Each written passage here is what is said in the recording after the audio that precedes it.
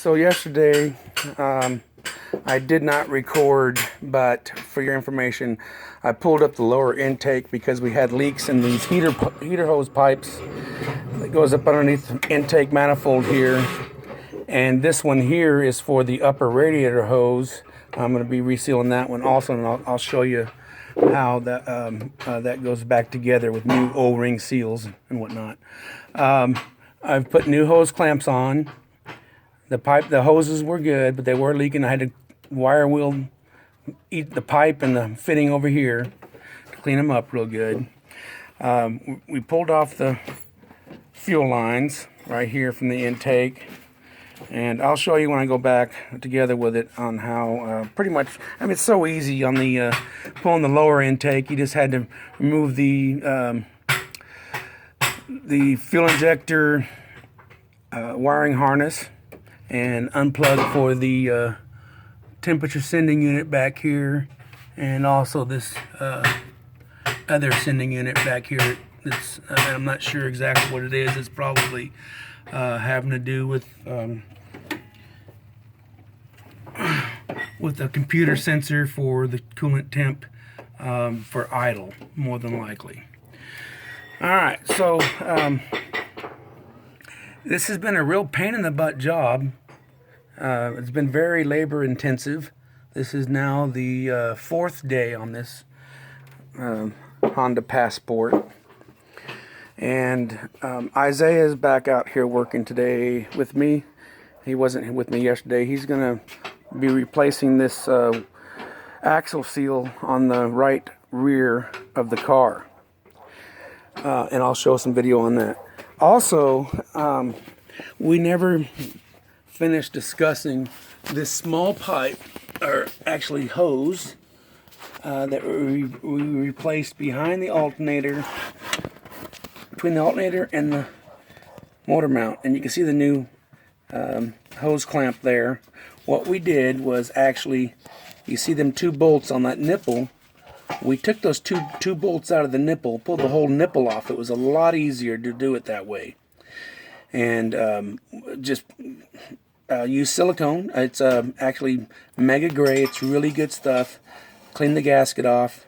Clean the nipple off on the side that mates to the block, and the hose side as well. And this went to a hard pipe that comes up on the front of the engine to here, which actually attaches to where the thermostat housing is. No, actually, I'm sorry. It attaches to that pipe I took out from this one here. It comes all the way to the front for the upper radiator hose. I'll show you all that later. So right now, what I'm going to do, my very next, I got a fuel leak here. He's jacking up the back of the car. I've got to, you can see these are bubbling out. So I'm going to put some, to stop that, what I'm going to do is I'm going to put some bolts in it. It's not big enough. So I'm going to find some bigger bolts and clamp this down. Probably use some new hose clamps and clamp them down to bolts to stop the fuel from leaking. And I'll be back in a minute. Okay, so while we're in here, we've got this intake up. Now's the prime time to go ahead and replace these two coolant hoses from the head. They're the ones on the opposite head over here. They come up into a T up underneath of the thermostat housing, water inlet pipe, and it comes to this 1/4 inch one that goes also to the pipe that goes all the way underneath the intake. Again, there's like 3 or 4 different hoses that attach to that thing. So I'm going to show you how to get these hoses off in a manner that if you were to save the hoses, if they were still good, since I didn't do that with showing you on the heater hoses or any other hoses like the fuel hoses, how to get them off. when they've been baked on for years and years and years. So here we go. Let me see if I can position this camera.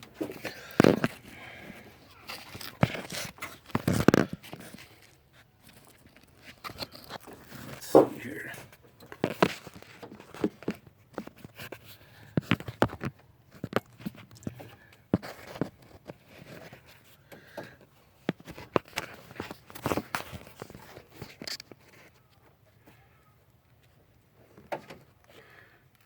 There's the hose. That's what I want. Right.